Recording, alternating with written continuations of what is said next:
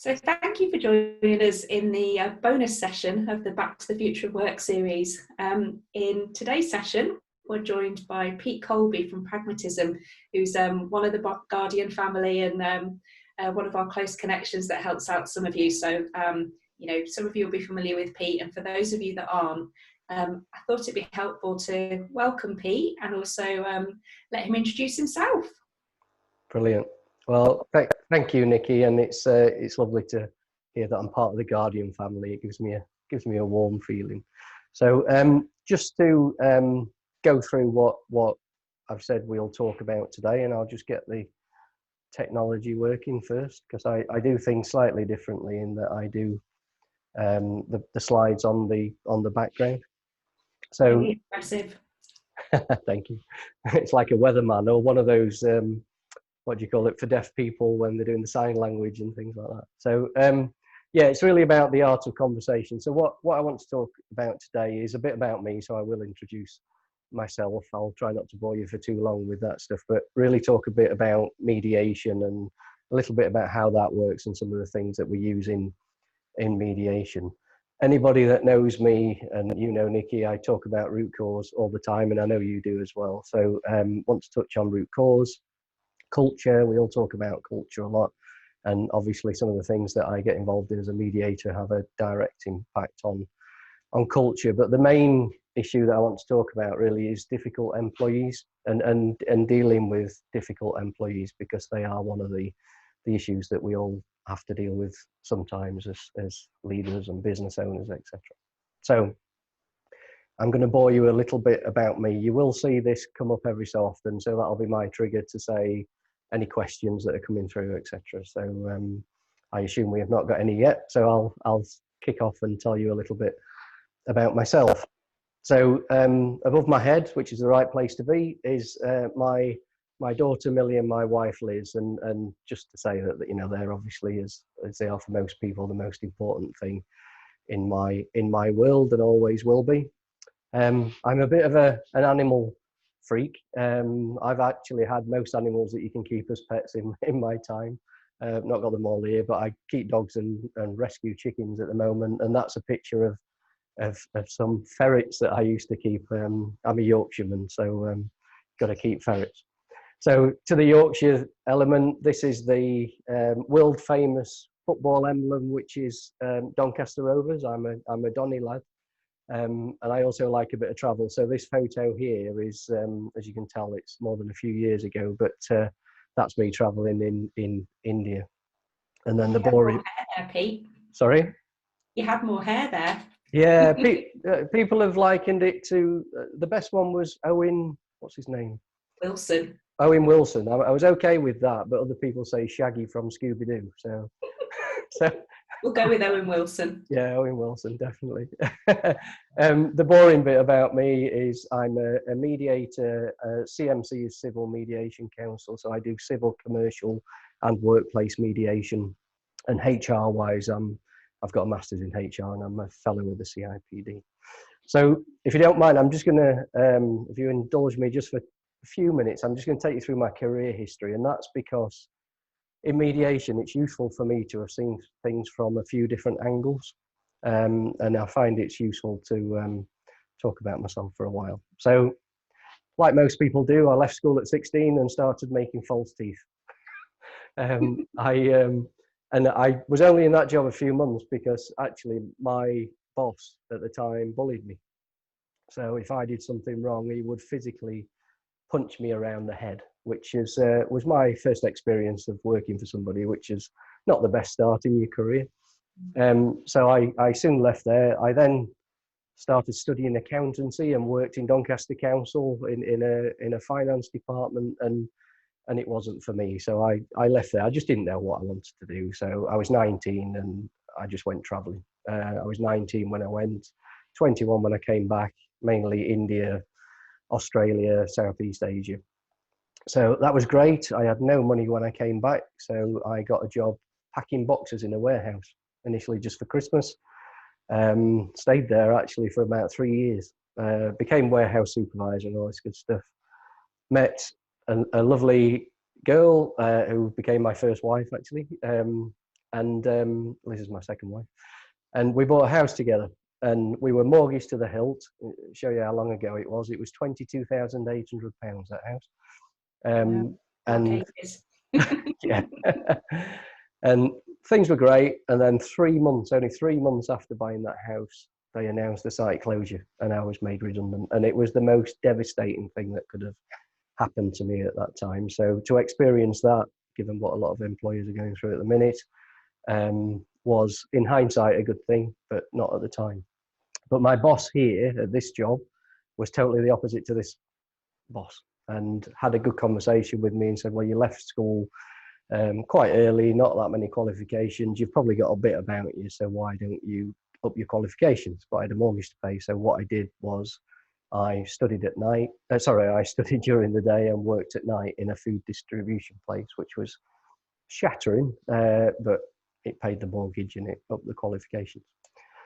I then became a recruitment consultant, filling vacancies and things, which was okay, but recruitment wasn't really for me. It was a little bit salesy. So my main client was British Steel, which became Chorus when it merged with Hoogevens, and that's where I started to develop my HR career. So I started as a personnel assistant and left as the UK HR manager for a division of British Steel. They then wanted, because I've always been employee relations focused, they wanted me to take a job in South Wales. I didn't really want to live in South Wales at that time, so I looked on the market and I joined the food industry, Northern Foods, a site in Nottingham called Port Farms. And the HR director showed me an article in Food Manufacturing magazine that quoted this site as the worst industrial relations environment in the UK food industry. Whack. which attracted me actually, because I like a bit of a challenge when it comes to people, and that site was bad. The HR team had panic buttons under the desk because of the way employees and the union reacted, and they had so many grievances it was untrue. They averaged 12 grievances per week, and if anybody had a query, it became a grievance, and that's all the team did that I inherited. So we changed that a little bit. We eventually got to just one formal grievance in just over 12 months period, which was good. Didn't mean that the issues weren't there, but we dealt with them in a different way. We had a restructuring. We had two factories, a pork pie factory and a sausage roll factory, and we merged the two, and we were recruiting for one bigger factory manager to look after the whole lot. And my boss turned to me on a Friday and said, would you do the factory manager job? Which was a great opportunity. Hardest job, best job, scariest job I've ever done. But I did that for just short of 4 years, which was a hell of a, for a HR person to do a factory manager's job. I had just short of 850 people that ultimately worked for me through a team of 16 shift managers. So then we were acquired by venture capitalists, and unfortunately, as they do, they stripped out a lot of the long-term things that we were doing with people. So I then looked on the market again, and that's when I joined a little company called Rolls-Royce. And I did two main jobs there. The first job was a strategic senior HR business partner, where I looked after the UK for a division of Rolls-Royce. I looked after the UK, North America, China, Italy, Germany. And I always say to people, and the US, and I always say don't take a job that looks after the US and China, because you never sleep given the time zones. And then the second job, because I always moved where there were employee relations opportunities. And I then looked after Derby, which is 12,000 employees in Derby. And I had a team of 20-something HR managers that worked for me. But then, second time in my career, redundancy hit. It's been in the press about Rolls-Royce again. And I took the opportunity to do something that I've been tempted to do several times, and that was set up my own business, which is called Pragmatism. And it's called that because it's probably the word I've used the most in my entire career, because, as you know, Nickie, there's laws, there's policies, there's procedures, but when it comes to people, every situation's different, and that element of pragmatism is so key.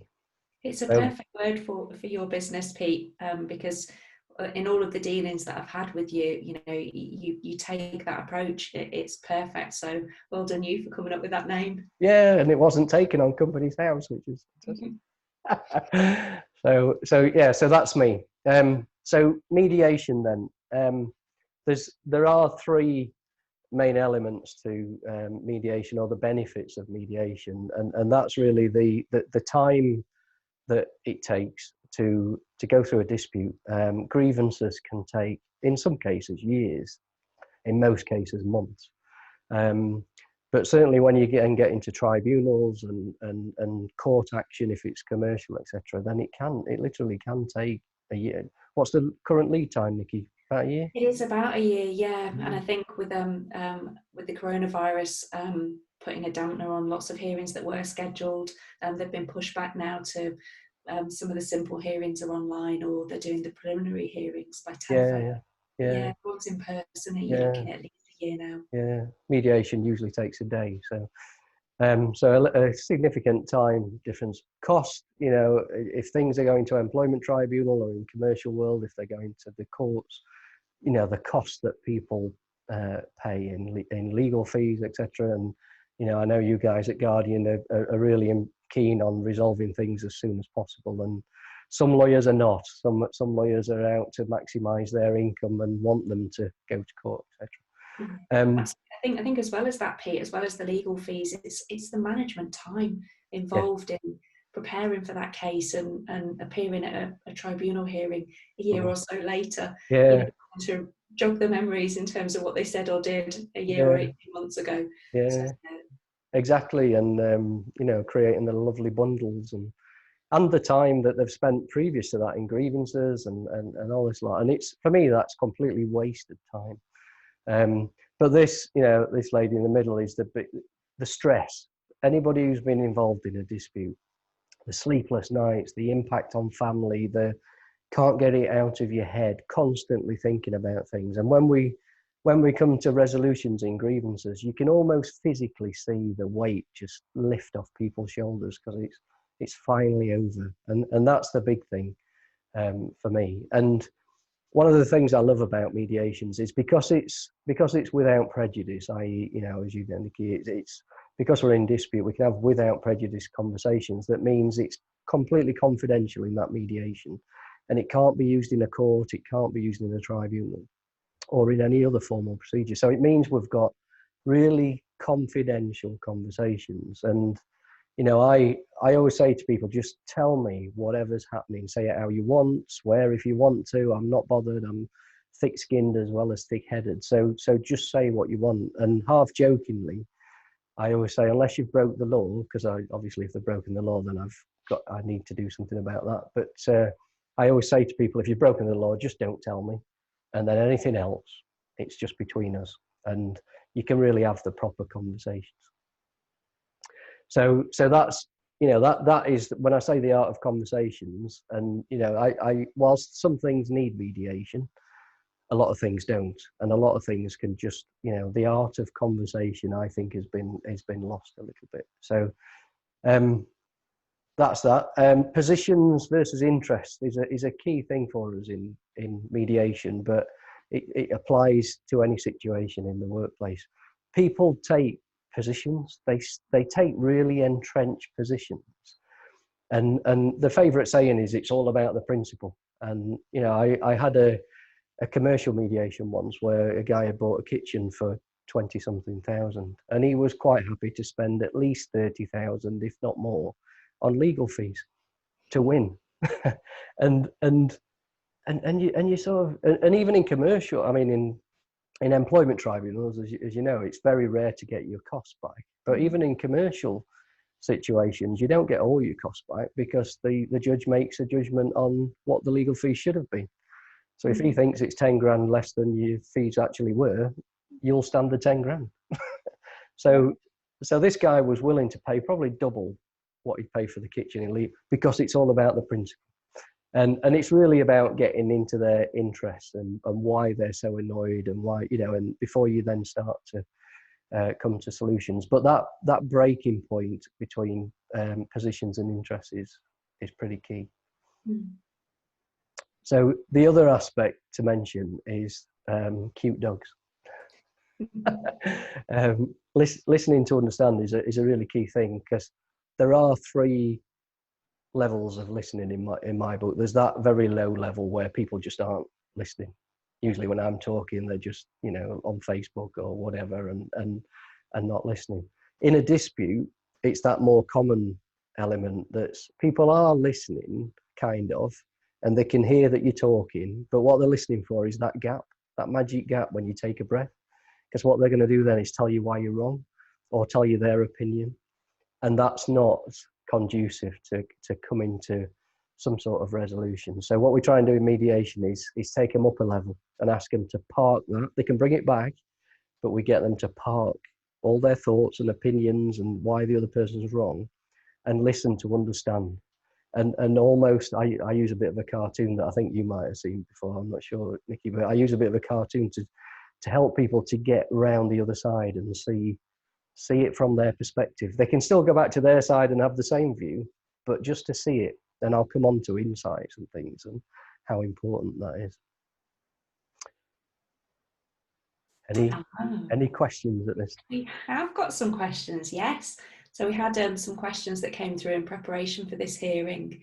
And the first one is, where typically one party would pay for the mediation, how do you counter the potential suspicion or, you know, reluctance to engage from the other party that feels that you're just acting in their kind of opponent's corner?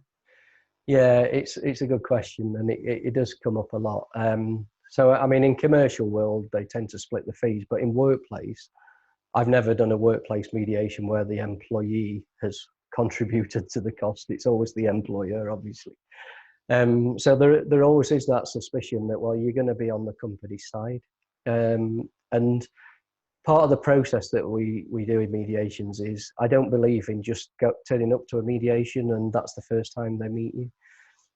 I have a pre-call with all parties, and it's usually half an hour to an hour. It's not about the issue, but it's building the relationships, and because that's so key. And that question often comes up, and part of the discussion I have with them, I'm no judge in this, and I'm not making any decisions. I'm not coming down on any sides. I'm actually a facilitator between usually two, but sometimes more parties, to try and come to a mutual conclusion. And I've got no vested interest. And it's really building that trust, getting them to know you as a person and things.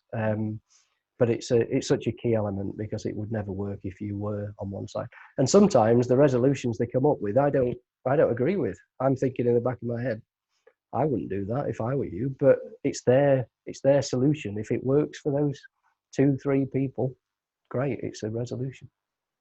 Well, you've certainly taught me a thing or two, Pete, with the clients that we've worked collaboratively on, where I've thought, God, there's no way the employee is going to engage in this process, and they're stubborn and they've dug their heels in. And you've just shown some patience. You know, you said, well, let me just reconnect with them again, and you know, let's just find out why they're reluctant to come to the table, and you know, let's see if we can overcome that. And you've succeeded, which has been great. Yeah, and it's just, you know, sometimes when you just offer to let people, you know, here to have a chat if you want to, and they, because even though one seems like the really awkward party, it's still stressful for them as well, and they still really want it over. So no, it does help. It does help. But yeah, good question. Any other questions? Yeah, there was another question about what if it doesn't work?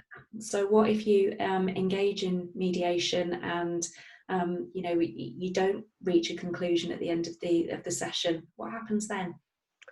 I've only had one that's actually not reached a reasonable resolution, and that was because I always say to people, do not send anybody for mediation under instruction. People have got to want to. They might not be able to see the solution, which is fine. Actually, if you could, you wouldn't need mediation. But if you really don't want to try mediation, don't force somebody to, because you'll just waste your money. And this guy was just sat there with his arm folded. He'd been told by his boss, "You're going to go." Otherwise, I think he'd threatened him with disciplinary, ironically, if he'd not gone to mediation. But I've had plenty of things where normally, as I say, in a day, you can sort an issue out. But sometimes there's a deeper rooted, and I'm going to come on to the root cause and things, but there's a deeper rooted issue. And a lot of, there are mediators that will give up and think, well, okay, they can't sort it out. I'm a believer in only giving up once you know you've given every ounce of blood, sweat and tears to help them to sort it. And if they still have an inkling of wanting to sort it, you carry on. So I have had ones that have gone into a second day. On one occasion went to 3 days, and it was very complex, but it was, there was shareholding agreements between directors and all sorts of things. So it did get very complex, but keep trying. And if that mediator, if it doesn't work with me, try another mediator, because we're all, we all have different styles and things like that. Just because you've tried mediation once doesn't mean it won't happen. You can't try it again. You've got the patience of a Saint Pete. My wife didn't say that. I've got a couple of other questions, but I'll save them for later on in your presentation, if that's all right. That's fine. Yeah. You never know, I might even answer them before you get them. I do. Okay, so I mentioned root cause and I've mentioned trees. So I talk about root, and I know you do, Nickie. I've talked about root cause, and it's I bang on about it all the time. And it's when I was in that manufacturing job, it was a key thing for me. I've always believed in it anyway, but this whole, Nickie, you talk about 7 whys, I think, but that's because you're much cleverer than me. I only talk about 5. But that concept of asking why, almost, my daughter's 8, as I say, and she constantly asks why, and sometimes she gets to I just don't know. But it's getting to that real root cause, because up here is the what, and this is a nice tree. So for me, that's the culture. It's a nice thing. But it could be Japanese knotweed, something that you just don't want. You need to nip it in the bud as soon as you can. And once you've got it rife, it's hard to get on. And I'll come on to the cultural aspect. But yeah, the 5 whys is really, really key. Grievances, tribunals, just deal with that, the what. So what's happened, was it fair or not? A judge, a tribunal chair will say, you've won, you've lost. They only deal with the what. They're not interested in all this. What we do in mediation is get to this. So that's really, really important to us. And this, Nickie will love this, because this is my controversial root cause analysis of disputes and tribunals. And we have a bit of friendly banter about my personal view is that everything ultimately comes down to leadership capability. And the reason for that is not always because leaders are rubbish and leaders are bad people. It's because I don't think we give them the support to do what's an incredibly tough job. I think sometimes, it's on here about HR support and some of the support, certainly not through Guardian. You guys are absolutely fantastic, but some of the HR advice out there is so risk averse and is so policing, and people who can tell you everything you can't do and you're not allowed to do, but nothing about what you can and how to sort the problem out. That really doesn't help leaders in their incredibly difficult jobs. So really coaching and that support and not being risk averse and avoiding those formal grievances and that time wasted for managers, that when they spend all that time hearing grievances and preparing for tribunals and things, they could be producing products and they could be driving continuous improvement and they could be doing brilliant things. So I just think we've got, and we'll get on to the difficult employees, toxic employees and things, which I know is a real issue in many organisations. I just think we need to help the leaders to be able to deal with those difficult employees as well. Yeah, you're spot on, Pete. And I know we rib each other, don't we, on social media? Yeah. Every time I feel like there's a finger being pointed at a manager saying it's all your fault, I can't help but dive to their defence and say it's not all their fault. But we both agree, actually, that the key issue is that that the people managers become great people managers because they're good at the day job and not necessarily because they know how to manage staff. No. So they just need additional support and resources, and sometimes there is quite a lot of bashing on social media in terms of like, you know, how important the leadership role is when they've got enough responsibility without that extra pressure. Yeah, I mean, even for me that knows how to do all the people things, when I was managing that factory, it changed my thinking completely. Because I'm like, you know, okay, there might be some people issue to deal with and things, but when I've got Marks and Spencers on the phone and we're shorting their orders and it's got to go out tonight, suddenly you're Different battling a lot priorities. of things. And yes, it is true that people are our most important asset, but it doesn't mean that you've got to balance everything, and it's a tough job. So good. Okay, so that's root cause. Now I'll talk about some of these things. I've mentioned culture, and I use this picture quite a lot because I like it. If you've got two matches in a box that are on fire, if you don't put them out quickly, it's going to spread, and it's just going to create a bigger fire. And you see it culturally in organisations. You get a couple of bad people, ringleaders, and then the others catch fight, and they start to pick up, and suddenly your culture's gone out the window. And we talk a lot about culture takes years to change, and it does in many ways, but it can also change very, very quickly as well. So when you've got influential people like this and you don't deal with it, it's bad. But when you do, and you finally deal with it, and it's hard to do it, but when you do it, suddenly everybody around here realizes, they don't accept that. So these people start to catch fire with the good culture and things, and it can be very, very rapid. I mean, and when you think about leadership as well, I worked for a guy called Ben in British Steel. He was a new manager that came in, and the culture there when we were there was the usual. If a meeting's at 10, you turn up at 5 past, and it'll start about 1/4 past. And so we did that on Ben's first meeting, and he just very calmly said to us that he found that very disrespectful. And if he's holding a meeting, he expects us to turn up on time. And the next time we turn up late, the door will be closed and we won't be allowed in unless there's been an emergency and we've told him beforehand. But he reminded us that emergencies are very rare. As soon as he said that, we were all there at 5:02 instead of 5 past. And we drove that through our teams as well. So the culture very, very quickly changed to a much more efficient one, actually. So you can, with people, I mean, culture is all about people, and you can change things quickly. So I think sometimes we think culture takes years to change, not necessarily. So that's culture. Yeah, Jane from Guardian kindly gave us this photo of her as a child. She'll tell you off for saying that. And it's not true, obviously, but petulant child, difficult employees, and I do think a lot of the things we deal with in disputes is like dealing with kids.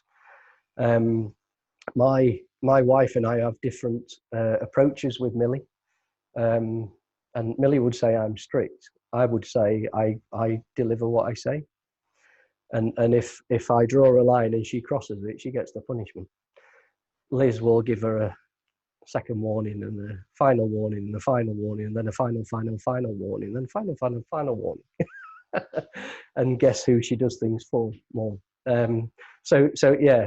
Difficult employees are part of life for most people that have managed any large teams or been business owners, etc.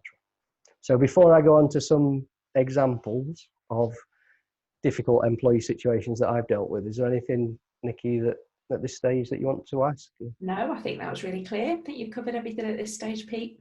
Okay, cool. Right, so some specific examples then. These are not real photos, by the way, but they do look similar to them. This is a guy called Mick who was a difficult employee that I had to deal with. There was a site where we had to make some quite significant changes, but actually they were probably 80% positive, the changes, and then there were a few little things that were slightly negative for employees, but overall it was good news that we were delivering. And for various reasons, the management team there didn't want to do the presentations, and it comes back to, they were fairly inexperienced and needed that coaching. So they sat in the audience while I delivered these presentations across 3 shifts, about 200 people per shift, all in a big room at once. And I was delivering something, as I do on here, every so often I sort of interject and say, any questions? And Mick basically stood up and said, it's like an effing prison here. You're like, okay, I asked if there are any questions. I didn't quite expect that one. So I said to him, well, I'm sorry to hear that, things are not great, but let's catch up afterwards and we'll have a chat and, see if I can help at all. But he carried on and started saying how bad it was and things. But I offered again and carried on the presentation. Then every time there was an opportunity, he did the same. Stood up, slating the company, saying what an effing prison it was and all this. So he clearly wanted to engage in the conversation with 200 people watching. And he's what I class as a management beta. So as soon as there's a manager, it's like a sport for them. There's a manager stood in front of them. They've got a team around them. They're the ringleader, and they'll heckle. It's like seeing a comedian on stage or something. Mm. So I ended up having to have a conversation with him in front of 200 people. But all I said to him was, look, I told him what job I do. And I said, look, I can, if it really is a prison, then I'm promising you in front of all these 200 people that I can release you from prison and I can release you today. And I'm giving you that assurance. If that's what you really want, you will be released from prison today. And he then suggested I was threatening him and things like that. And I just reconfirmed that and left it at that. But he then stopped heckling. And then when the presentation finished, I grabbed, not physically grabbed him, obviously, but, pulled him to one side and said, do you want to chat about the issues? And he told me to F off. So I let him go on his way, talked to the trade union, his trade union rep, and said, obviously, I'm not going to be letting that go. But we then followed up with a conversation where I'm a believer in forks in the road. And whether it's performance management, discipline, whatever it is, we had a conversation about the forks in the road. And I said, if he continues in that way, I will personally make sure he goes down a road that means he leaves the business.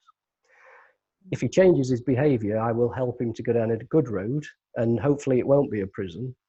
And hopefully, if he wants to, he'll stay there till he retires. He actually broke down and started crying and all this lot. So a lot of emotions came out.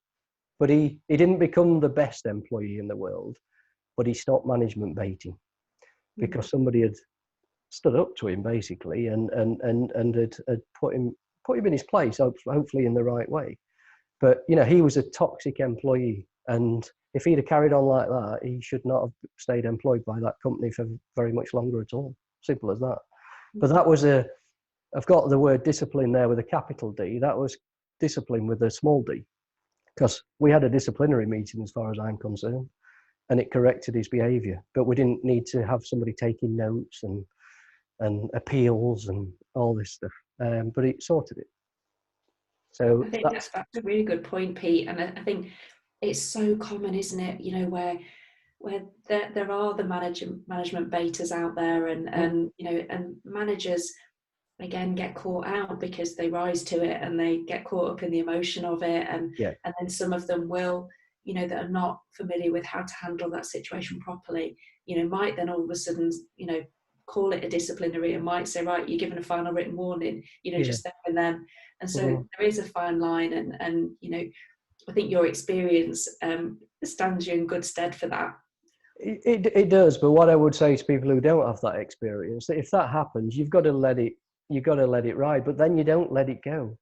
And if they're ringing you or Jane or Claire or whoever and saying, this has just happened, I feel like I need to have you can then be coached. That's the coaching bit, right? Get him in, have this conversation. But as soon as you let it go, that's your petulant child that's getting away with it. So that's how they learn their behaviours. Yeah. So that's Mick. This guy, this was so safety goggles, safety glasses. It was an employee that literally was doing that to wearing safety glasses, and we'll come on to more about safety. But I actually think safety is the easiest area to deal with when it comes to having the right conversations. So he was supposed to wear safety glasses for his job. His manager told me that he'd told him tens, if not hundreds of times to wear his safety glasses. He didn't agree that we should be wearing safety glasses, all this lot. So the union asked me to get involved because there was this clash. So I had a meeting with the manager, the employee, me, and the trade union rep. And we just talked about the issues. It wasn't a formal meeting. So I asked the employee what was the problem, and he just said, I don't agree with wearing safety glasses, and we shouldn't have to, and I don't have to wear them. And the manager said, he's told him all these many times, and he just won't wear them. So they want me to help sort it out. So the employee again reiterated that he felt that he didn't have to wear safety glasses. So I just said to him, well, I agree with you, actually. You don't have to wear safety glasses. And when I said that, he almost punched the air in delight because he thought he'd won. But I said to him, but what you're going to have to do is, I need you just to go home for 24 hours. He said, well, why do I need to go home? I said, I need you to go home for 24 hours whilst I just have a look to see if there's any jobs that you can do in the company. He's like, well, I've got a job. I've just come from my job. I said, yeah, but that needs you to wear safety glasses. And I do agree with you that you don't have to wear safety glasses. You don't have to work here. You don't have to do that job. But if you're going to do that job, you have to wear safety glasses. And if you want to get involved in some of the proactive stuff like reviewing risk assessments and things, brilliant, I can help you with that. But at this moment in time, you have to wear safety glasses. So he then didn't like me quite as much. And then I turned to the manager, and in front of the employee and the trade union rep, I said, look, you've told me that you've told this guy tens, if not hundreds of times. Why is this guy still employed? And the result of that conversation with the manager was a bit of coaching about, people do make mistakes. They do forget to put their glasses on. They do forget to put safety gear on. People make mistakes. But when you've got people who repeatedly do these things and put themselves in unsafe positions, that's when I do agree with formal processes. We're doing an informal one now. If he doesn't do it, bang, bang, bang, and he leaves the business for his own safety. And I said that in front of the employee, and he really didn't like me then. So that's a good point, though. That's brilliant, Pete, because that sends the message really clearly to the employee. But also that you picked up on a really good point there about the managers, that actually that there is some accountability that comes with that title of being a people manager. It's no good for them to just come to HR or come to mediation and say, I've said this to the employee 100 times when that it hasn't worked clearly because you're in a dispute situation. So we need to then help them to work through that scenario. But yeah, the managers are accountable for what happens with their team.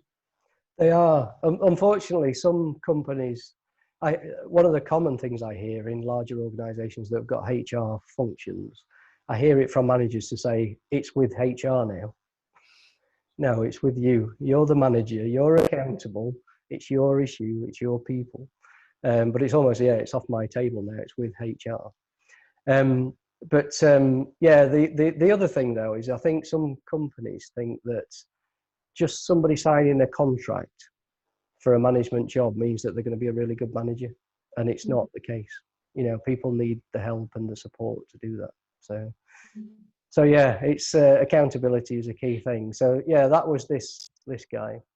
And then the last one in this few examples is I've called her Poison Ivy. Her name was Jean. And she did look, she did actually look very much like this lady. But yeah, so this was when I was in Port Farms on the lines, and I used to obviously walk the lines, talk to the people, etc. But Jean just used to look like she's now. She looked away from me and completely blanked me. She wouldn't even acknowledge me. And I did this for a number of days, and I was actually worried. I thought, actually, I'm harassing maybe an employee that's deaf or even dumb, can't talk, and I'm putting her in a really awkward position here. So I talked to her union rep, and his name was Daryl, and he just said, no, that's Jean. She just hates managers. I'm like, oh, right, okay. I'm Pete, you know, I just want to have a chat, sort of thing. And he said, you know, she just won't, she just has this inherent hatred of managers. Right. Well, Daryl, you probably need to have a conversation with her because he knew me. And I said, I won't accept that because there's a common level of courtesy that all employees have. And you don't have to be anybody's best friend or going out for a beer with them after work or anything, but you do need to be courteous. And if I'm saying good morning, I at least want a good morning. So instead of me going and telling her that, it might be worth you having a chat. So he did that. And he did, he clearly would have said, look, he will follow this through if you are behaving like that. So eventually, and it took a while, but she became talking Ivy. So we could actually have a conversation. And at first it was just hello, hello. You know, she's ticked a box, she's given me a grunt. But she then started to just warm up a little bit. And eventually, and it took a long time, but she started to engage with me and she started to talk. And I wanted to know why she hated managers. I hoped it wasn't just me. She just hated managers. And she started to talk about some of her frustrations and how annoyed she was over many years that managers had just not listened. And she told them all these issues. She had all these ideas over many, many years, and they promised all these things and not delivered. And you're like, oh, that's typical. That's awful. And so the conversation that I had with her was all about the issues that she had, but I didn't make her any promises. I just sorted some of the things out. And then they developed did you sort that lighting problem out? Or did you sort that issue out that I mentioned to you? And I'm like, oh, might have done. And she soon started to realize that I wanted to sort some things out. So that started escalating and progressing. And then she became my absolute superstar. She was absolutely fantastic. She always kept that same face. She never really smiled. But she turned her I was going to say anger, but her disdain towards her colleagues that weren't following the standards. So STEPS was the 5S program that we put in. So Jean was part of the team that came up with STEPS. So that stood for sort, tidy, examine, perfect, sustain. So it was all about workplace organisation. And my God, if people did not stick to her standards, she did my job for me. She was like, put that brush away, clean that thing.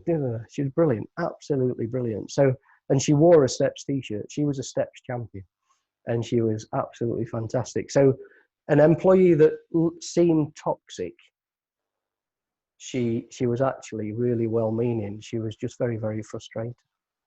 So that's a brilliant example, Pete, and it just sounds that, you know, she was disheartened and the trust had broken down, really, that, you know, she'd been let down by people not delivering on what they said they were going to do. Yeah, exactly. So I come back to my tree because, you know, we talked about the 5 whys and what we do in mediation and root cause. The same goes. What we're trying to get in mediation and sorting issues out is insights. And you've got to sometimes, you know, with Jean, it took months and months to get to this. But when we got there, she completely, you know, her thinking totally changed, and the ideas that she got and her behaviours certainly towards me, and she wasn't horrible to other people. She was just driving good standards, and the results that she got for my factory was incredible, absolutely incredible. And I used to get a lot of praise from some of the improvements that we'd driven in the factory, and I'm just like, oh, I just talk to people really, and then they know the job best, so give them a bit of time, sometimes a bit of money, but give them the confidence to sort things out themselves, and they go and do it, because most people actually want the company to be successful. I think it's a good point. And Steve Middleton, when he did the webinar in session 2, talked about employee engagement and how you create an engaged organisation, and it doesn't have to be a huge, you know, overhaul that you need to bring in a specialist and consultant that, you know, you pay thousands of pounds for to improve the culture and employee engagement in your organisation. Communication's key, really, isn't it?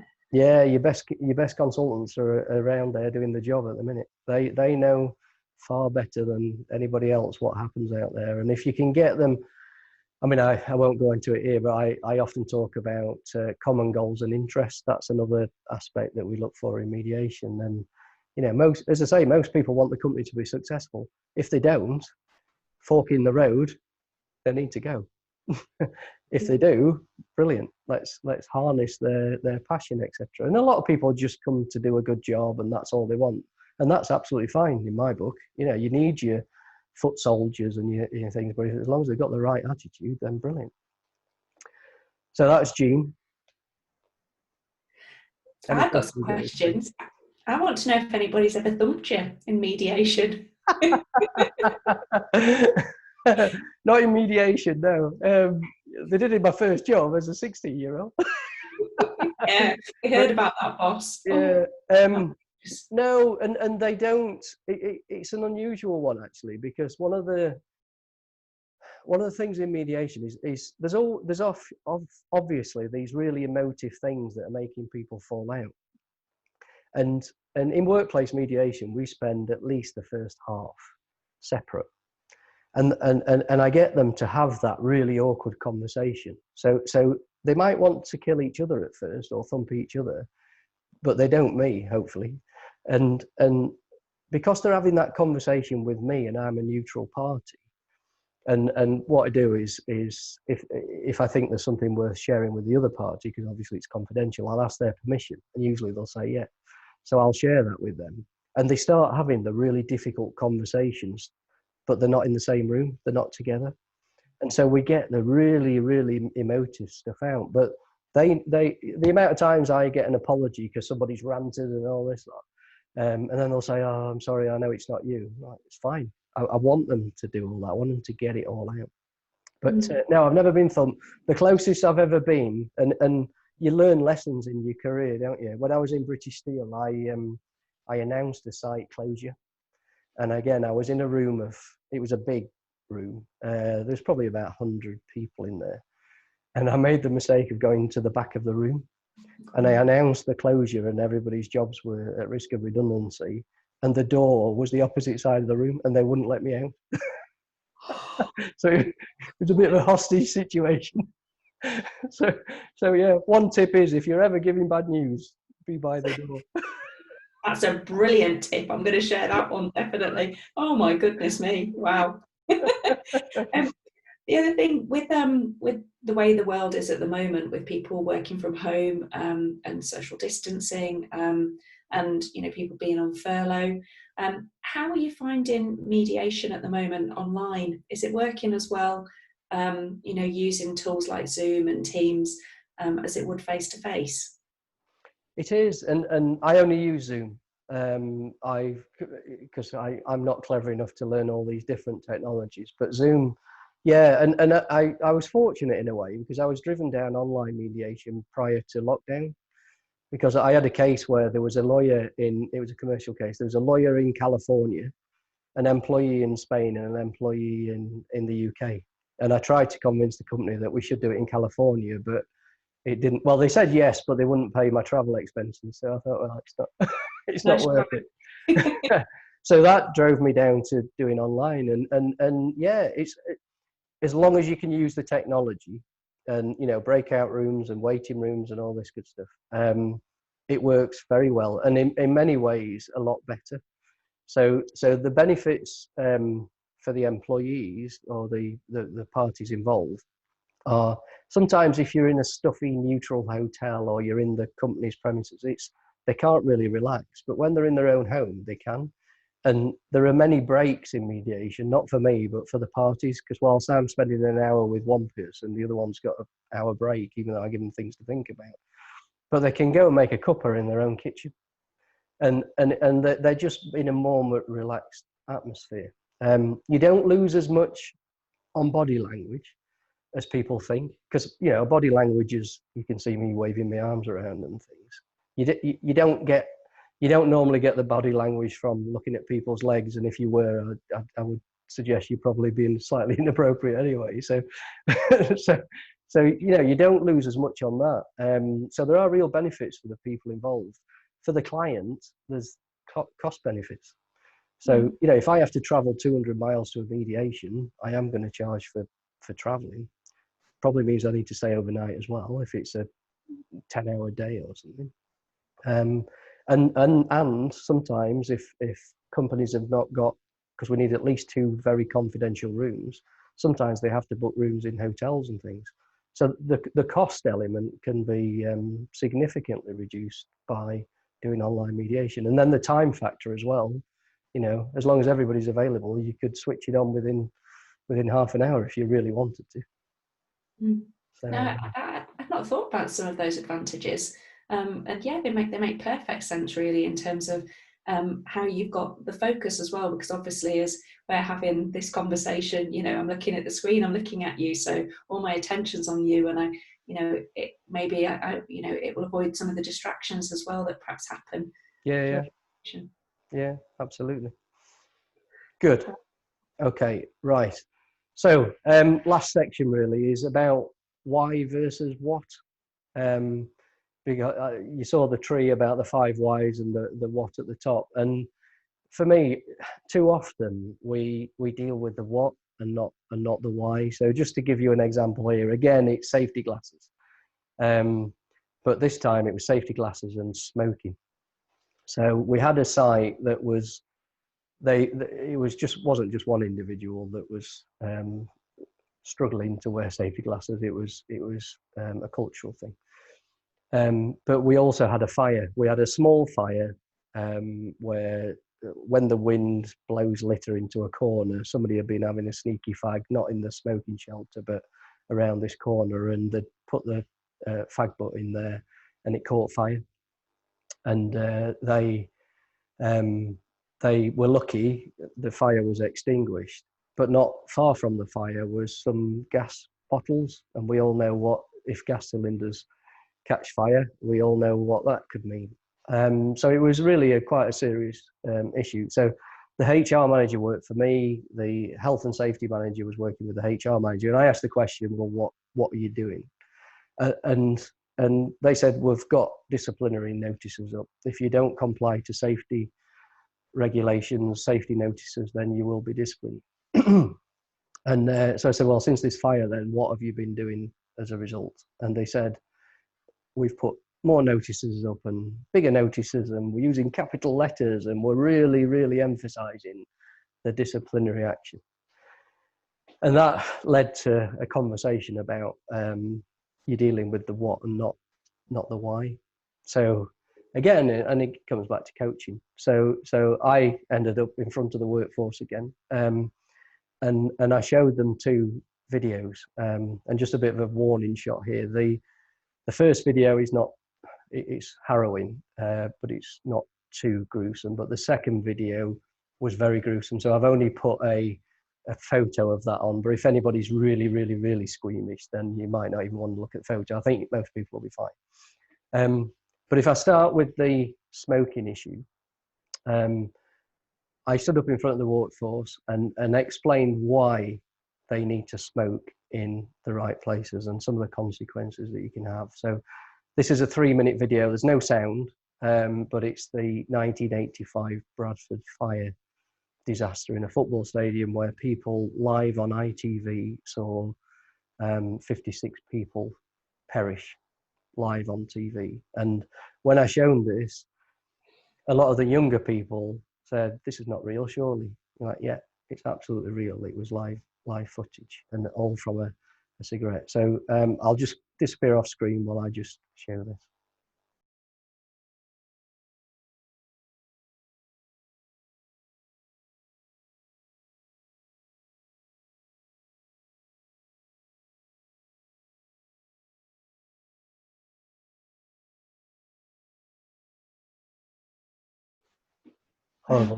Horrible, isn't it? So you know, when employees saw that, I then asked them, does anybody not understand why we need to control smoking and why fires can cause serious issues? And we talked about the cylinders and what what that could have meant, and it could have been another 56 people that were losing their lives, or more or less, but people losing their lives.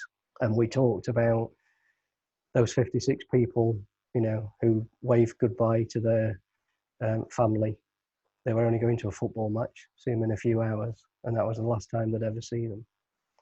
You know, and it's when it's real and when you use real life things like that, it hit home to people. So that was my way of getting people to know why, rather than just a poster saying you'll get disciplined. Very powerful, Pete. It really is, and it comes back to the art of conversation. You know, it doesn't just mean tell; it means show and explain why. It is so crucial to the conversation. Yeah. And if you can't answer the question why yourself, should it be a policy? Should it be an instruction? If you don't know why yourself, then, you know, maybe you could save yourself some bureaucracy. So that was the fire one. The next video I showed them, as I say, I won't show that video now because it's for people that do watch it. It usually makes them feel a bit sick. But the photo from it is this, and it's so this is about people not wearing safety glasses. So this is, hopefully you can see this is somebody's eye, but here is a metal shard in someone's eye. And when you see the video and it's taken out, it is quite a few millimeters long. And you can just make out here that there's like a stick. Well, that's a needle that they're prizing this metal shard out of this person's eye. And as I say, the video is, but you know, when I was showing that, you could see people physically feeling sick. So that's reality. You know, that's why you wear safety glasses. And you know, I'll take it off the screen in a minute. But again, I asked them the question: does anybody now not understand why you need to wear safety glasses? Because if you really want that situation, then I don't think you're the right sort of person for here anyway. But this is why. And, you know, I did say there's a bit of small print. If you don't do it, you'll go through a disciplinary procedure. But you will lose your job if you don't keep doing it, because for your own safety. But the benefit is you'll lose your job, but you'll keep your eyes. So, you know, it was that type of conversation. So that was my way, really, of really engaging on the why rather than the just what. It's a really common situation as well. You know, the battle over getting employees to wear PPE, and we're hearing it now. You know, as we're supposed to wear masks. You know, where we're working in close proximity, and the number of people that don't bother doing it, or you know, that aren't observing the social distancing measures that the employers have put in place. Yeah. And you know, that the grief that some of our clients are getting, you know, from staff that just don't see the point in it. They don't believe that it's necessary, so they're not going to do it. So this is really pertinent and powerful in terms of how you can demonstrate to them what the actual real consequences are if they don't do that. Yeah, it is very common, but unfortunately, I don't know if I mentioned earlier, but I've dealt with 3 fatalities in my career. One was really, well, they're all bad, obviously, but one was particularly harrowing for myself because I actually got involved in moving the body. I knew the guy himself. I had to get involved in moving the body, helping the police body recovery people. I had to tell the family, attended the funeral, and then was in court with my boss for corporate manslaughter. So not the most pleasant experience, you know. And that was, you know, I sometimes tell that story. In fact, the IOSH, the Institute of Safety and Health, have asked me to do a talk in September about it because that all came down to people that they knew the rules, they knew what was happening, and it comes back to the leadership element. Actually, some managers lost their jobs as well as employees on this because they walk by it every day. People were not doing what they're supposed to be doing, but people walk by it. And I always say to managers, every time you do that, you're condoning. You know, and the managers that I'm still in touch with, a couple today, they still beat themselves up because they could have saved, his name was Shane, they could have saved Shane's life if they'd have just nipped that in the bud and stopped what they knew was happening. So safety's and I was once in the tribunal because I was the big bad person that sacked a guy that lost his leg in a works accident. the tribunal chair actually said, I wish more employers would do this, because if you ask the why question, why did he lose his leg? He lost his leg because he got caught in a machine. He got caught in a machine because his overalls got caught in it, but his overalls got caught because he removed the guard. So there's a safety guard to stop that happening. He removed it.